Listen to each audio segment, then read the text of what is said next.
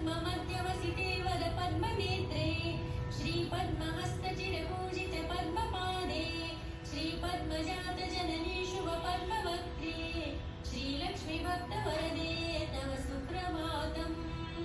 जाम्बूनदाभसमकान्तिविराजमाने तेजोस्वरूपिणि सुवर्णविभूषिताङ्गी सौवर्णवस्त्रपरिवेष्टितदिव्यदेहे श्रीलक्ष्मीभक्तवरदे तव सुप्रभातम्।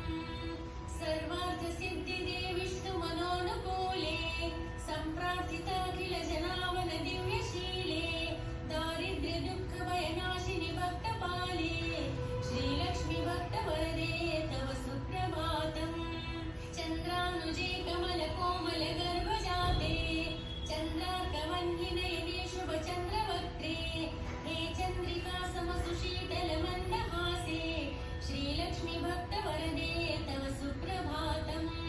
श्रीयादिलक्ष्मि सकलेप्सितदानदक्षे श्रीभाग्यलक्ष्मि शरणागतदीनपक्षे ऐश्वर्यलक्ष्मि चरणार्चितभक्तरक्षे श्रीलक्ष्मीभक्तवरदे तव सुप्रभातम्।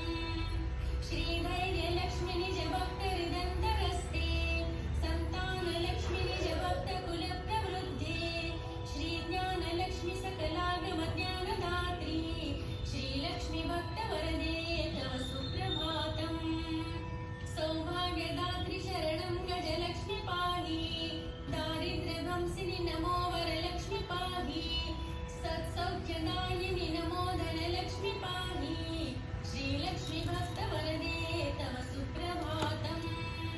श्रीराज्यलक्ष्मि नृपविश्वगते सुहासिन् श्रीयोगलक्ष्मि मुनिमानस पद्मवासिन् श्रीधान्यलक्ष्मि सकलावनिक्षेमदात्री श्रीलक्ष्मीभक्तवरदे तव सुप्रभातम्।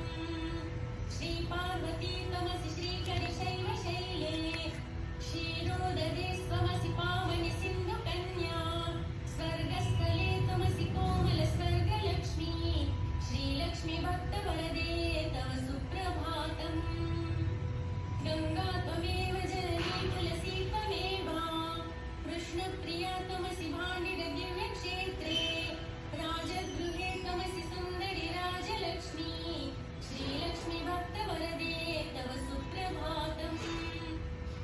पद्मावती त्वमसि पद्मवने वरेण्ये श्रीसुन्दरी त्वमसि श्रीशतशृङ्गक्षेत्रे त्वं भूतलेसि शुभदायिनि मर्त्यलक्ष्मी श्रीलक्ष्मीभक्तवरदे